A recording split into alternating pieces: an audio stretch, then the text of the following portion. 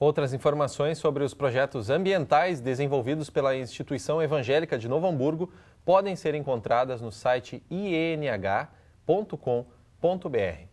É bacana essa iniciativa, né, Chico? E o Rio dos Sinos é o principal recurso hídrico da região do Vale dos Sinos, junto com os afluentes e os rios Rolante, Rio da Ilha e Paranhana, que também fazem parte da bacia. Ao todo, são 190 quilômetros de percurso que abrangem 32 municípios e uma população de mais de 2 milhões de habitantes, de acordo com o IBGE, em 2010. E o constante crescimento do meio urbano acabou causando problemas ambientais e comprometendo a qualidade da água. Chico, e é para conversar com a gente sobre esse assunto que nós recebemos aqui no estúdio Maurício Praz, que é diretor executivo do consórcio Pró-Sinos, e também Márcio Link, historiador e ambientalista. Olá, sejam bem-vindos ao Conexão. Tudo bem? Boa tarde. Boa tarde. Boa tarde. Maurício, para a gente começar essa conversa, qual é a atual situação do Rio dos Sinos hoje?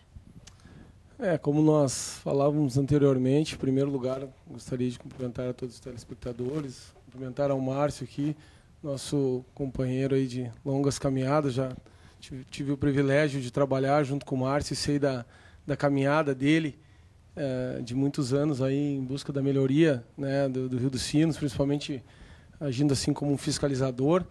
E é isso que nós temos feito, a questão do controle, da fiscalização. Nós temos agora desenvolvido há pouco mais de um ano um projeto de monitoramento no Rio dos Sinos, algo inédito e que antes não se fazia, porque o olhar sobre o Rio dos Sinos, infelizmente, ele acabava sendo sempre aquele olhar de quando ocorria uma tragédia, de quando ocorria uma mortandade de peixes. Então isso, ou quando falta água.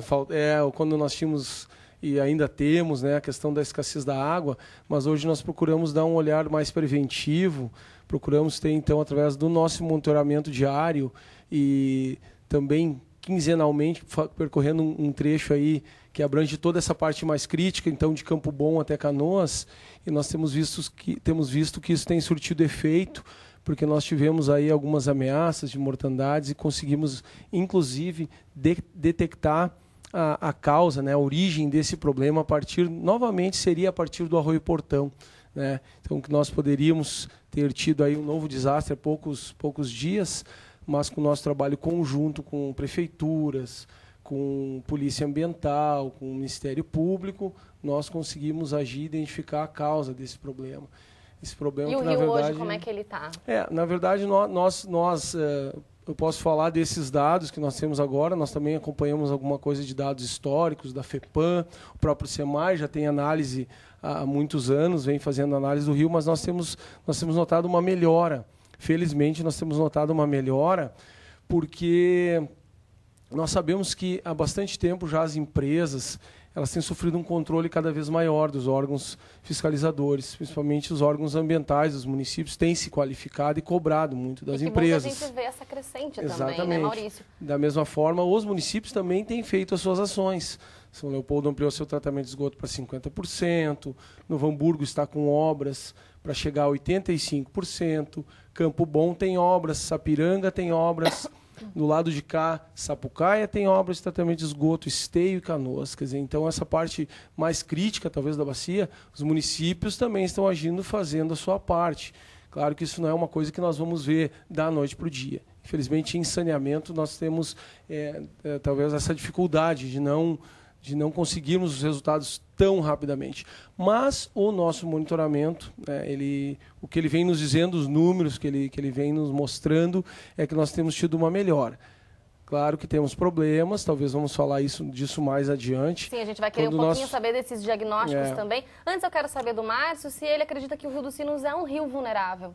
Sim, com certeza. O Rio dos Sinos, historicamente, é o principal rio que serviu de porta de entrada, né, para os imigrantes aqui que se instalaram, enfim, e já essa própria base industrial que se formou aqui, já em 1829, já haviam 6 curtumes na região aqui.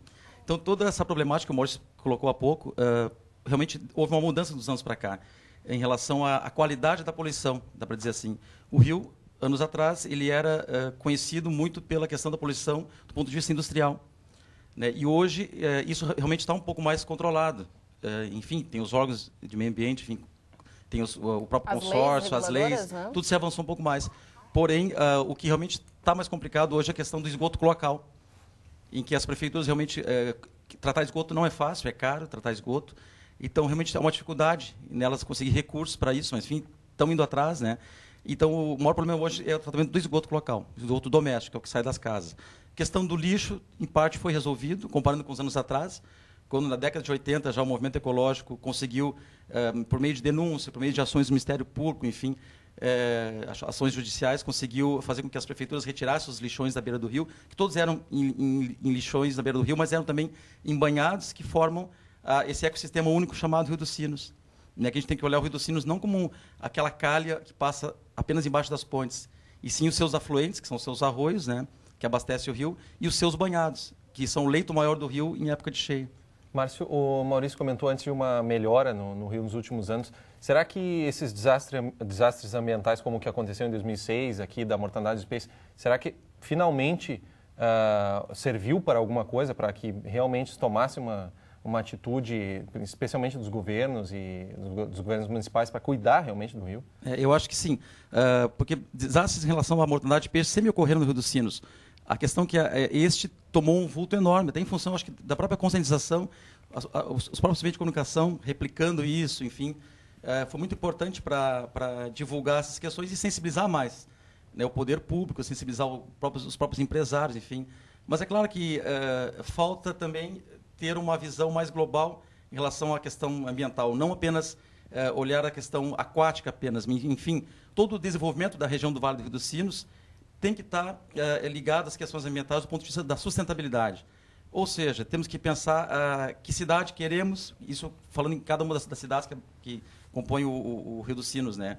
Porque muitas vezes o tipo de desenvolvimento que se quer, que áreas temos ainda para preservar, estamos preservando as nascentes dos arroios, né? Se nós destruímos a nascente do arroio através de um projeto habitacional, por exemplo, né, vai ser um afluente a menos água vai ir para o rio. E não é questão só de qualidade, é questão de quantidade também. O Vale dos Sinos como um todo cresce muito rápido. Eu não sei se ele cresce ou incha, dá para dizer assim, do ponto de vista da sustentabilidade. Até por ser uma região economicamente importante atrativa. No estado. É atrativa. Exatamente. E aí eu tenho receio, assim, por exemplo, algumas cidades aqui da região já começam assim, a se expandir para cima de áreas do Rio dos Sinos, para cima dos banhados do Rio dos Sinos, né, através de seu crescimento habitacional mesmo, né. Temos agora a nova rodovia, que é a rodovia do Parque, que ali em Esteio e Sapucaí, parte de Canoas, matou muitos banhados ali, que vão deixar de fazer parte do contato direto com o rio. Então, isso tem que ser pensado bem, né. Tu resolve uma questão, em parte, em relação à mobilidade urbana, né, mas, por outro lado, tu também, devido ao projeto, tu complica a questão da preservação dos banhados. Né? E, Maurício, dentro desse acompanhamento que o consórcio Pró-Sinos faz de todas as cidades, a gente tem como fazer um diagnóstico do ponto mais crítico do rio aí, de todas essas cidades que ele abrange? Não resta dúvida que fica muito fácil de se fazer, principalmente em virtude do que o Márcio realmente colocou. O nosso vale aqui, principalmente, o Vale dos Sinos, né, ele teve um crescimento de certa forma desordenada. Nós acompanhamos, né, Márcio, aí ao longo dos anos aí, realmente essas áreas que são importantes, áreas de banhado, né, vêm sendo sistematicamente impactadas, ocupadas.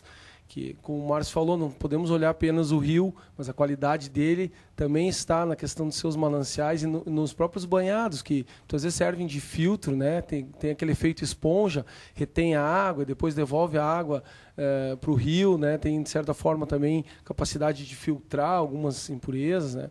E também temos que observar que nesses locais, eventualmente, poderiam estar algumas nascentes importantes, realmente alguns contribuintes, porque nós já temos hoje, a situação que nós verificamos já é um déficit hídrico, né? Nós já temos falta d'água.